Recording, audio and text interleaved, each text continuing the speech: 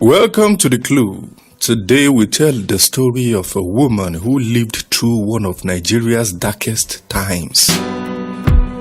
Her name was Victoria Aguiyi-Ironsi.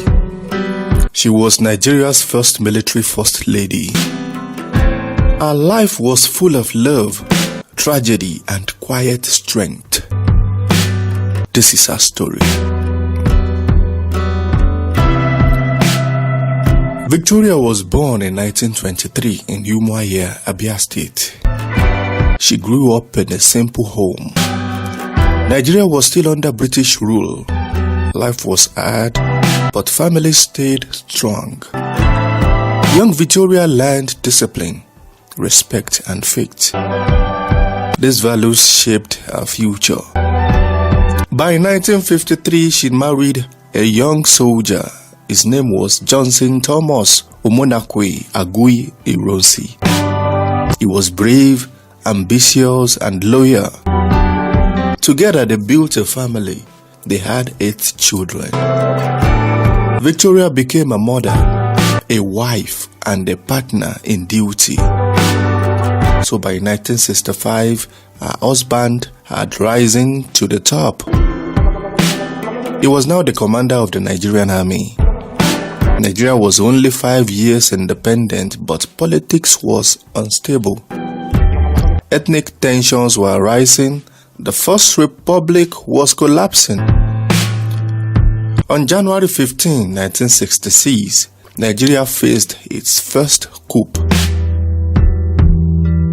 Young soldiers attacked the government. Prime Minister Tafawa Balewa was killed. Other leaders were killed as well. The country was in shock. The coup failed, but chaos remained. So on January 16, 1966, Major General Aguiyi-Ironsi took control. He became the head of state. Nigeria now had its first military ruler, and Victoria became first lady. Her rule was short, only 6 months, but those months were historic. Victoria's time as First Lady was mostly ceremonial. She attended events, she supported her husband, she cared for her children, but behind the scenes, Nigeria was breaking apart. The coup had deepened ethnic divisions. The North was angry, the East was restless, the country was fragile. On July 29, 1966, tragedy struck. Northern soldiers staged a counter-coup. They attacked in Ibadan. Major General Aguiyi-Ironsi was killed. Colonel Adekunle Fajoyi was killed too. It was brutal. Victoria's husband was gone. She was only 42 years at the time. She became a widow overnight. The counter-coup changed Nigeria forever. It led to years of military rule. It opened the road to the Nigerian Civil War. From 1967 to 1970, Nigeria fought itself. Millions died. Families were torn apart. Victoria lived through it all. She raised her children alone. She stayed strong in silence. For 55 years, Victoria lived as a widow. She saw Nigeria change again and again. She saw military rulers come and go. She saw civilian governments rise and fall. She saw coups, elections, and corruption. But she never returned to public life. She chose peace. She chose family. She chose dignity. On August 23, 2021, Victoria Aguiyi-Ironsi died. She was 97 years old at the time. Her life had spanned colonial era.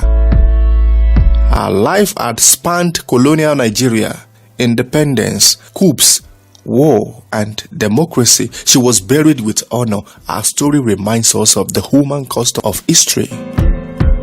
Behind every leader, there's a family. Behind every coup, there's a pain. Behind every war, there are widows and children.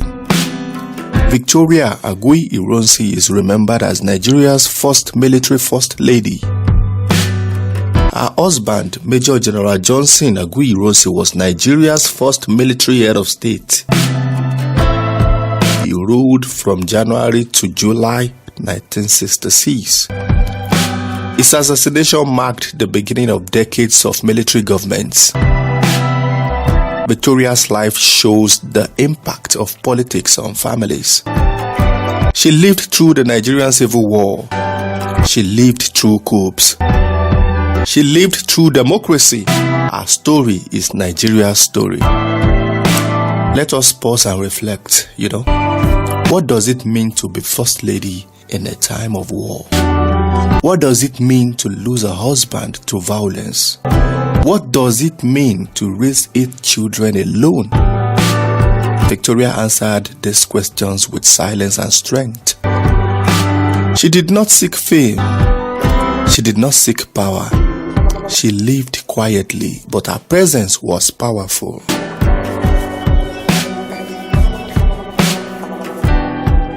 Victoria's life was not about politics. It was about survival. It was about motherhood. It was about resilience. She carried the pain of 1966 for the rest of her life.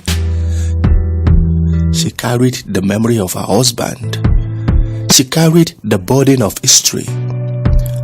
Yet she never complained. She never sought revenge. She lived with grace. Victoria Aguiyi-Ironsi remains a symbol of Nigeria's past. She reminds us of the cost of coups. She reminds us of the pain of war. She reminds us of the strength of women. Our story is part of Nigeria's history. Our story is part of Africa's history. Our story is part of the world's history. This was the life of Victoria Aguiyi-Ironsi, Nigeria's first military first lady, a woman of silence, strength and dignity.